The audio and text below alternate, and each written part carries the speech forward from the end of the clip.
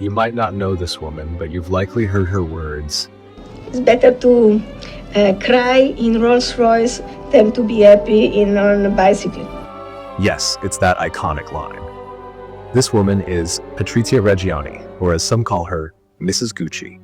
In the 2021 movie The House of Gucci, starring Lady Gaga, the glamorous facade of the Gucci brand was pulled back to reveal a tangled web of love, betrayal, and drama.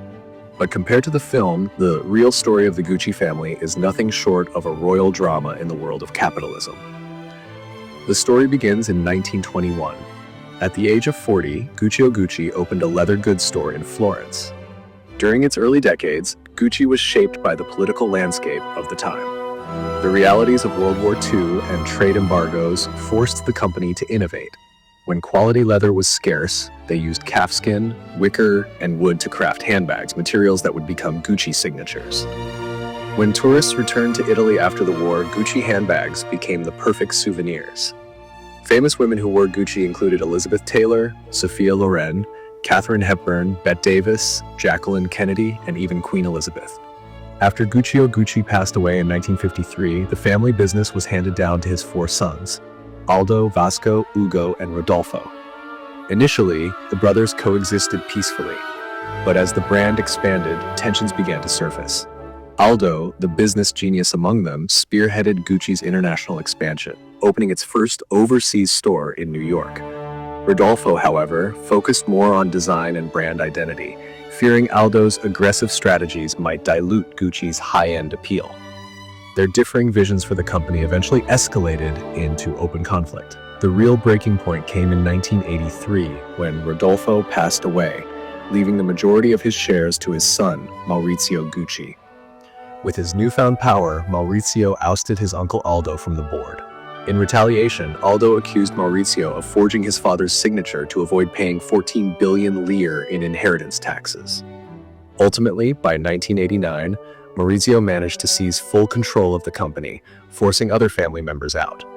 If the Gucci family's business battles weren't dramatic enough, the next chapter is truly shocking. Maurizio Gucci is perhaps the most tragic figure in the family saga. Handsome and charismatic in his youth, his marriage to socialite Patrizia Reggiani was seen as a fairy tale union. Patrizia, an ambitious and strong-willed woman, became deeply involved in family affairs after their marriage, earning her the nickname Mrs. Gucci. In their early years of marriage, Maurizio and Patrizia thrived in New York's social scene, frequently mingling with figures like Jacqueline Kennedy and earning a reputation for their opulent lifestyle. However, as Patrizia became increasingly involved in Gucci family affairs, Maurizio grew resentful of her interference. In May 1985, Maurizio packed his bags in their Milan apartment, claiming he was heading to Florence for a few days. A few days later, a mutual friend informed Patrizia that he wouldn't be coming back. By 1991, Maurizio had moved in with Paola Franchi, a childhood friend, which fueled Patrizia's jealousy. In 1994, the couple finalized their divorce, with Patrizia receiving a €2.5 million settlement and €650,000 in annual alimony. The divorce not only cost Patrizia her social standing, but also a significant portion of financial benefits. She blamed Maurizio's betrayal for destroying her life. Driven by revenge, she hired a hitman who ultimately gunned down Maurizio at the doorstep of his Milan office in 1995. Just 3 hours after the murder, Patrizia arrived at Maurizio's apartment and promptly evicted his longtime girlfriend and her young son. The investigation went cold for years until January 1997, when an anonymous call tipped off authorities. A hotel concierge in Milan had boasted to a guest about how he and Patrizia's best friend Pina Auriemma had orchestrated the Gucci murder. Patrizia reportedly paid $375,000 for the assassination. Throughout the trial, Patrizia remained cold and arrogant, even demanding that the judge address her as Mrs. Gucci, despite having been stripped of the Gucci surname. Ultimately, she was sentenced to 29 years in prison, though she maintained her innocence throughout. As internal family feuds escalated, Gucci's business performance steadily declined. After ousting his uncle Aldo, Maurizio engaged in reckless spending and hiring. He brought on legendary retail executive Don Mello, credited with turning around Bergdorf Goodman to revitalize Gucci. Mello hired a young designer named Tom Ford to reinvent the women's ready-to-wear collection. While Mello and Ford successfully restored Gucci's glory, Maurizio's reign had come to an end. By 1993, he sold his 50% stake in the company to Investcorp, the Middle Eastern investment bank he had originally brought in.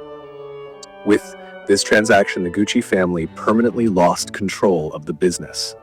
Everything changed for Gucci in 1995.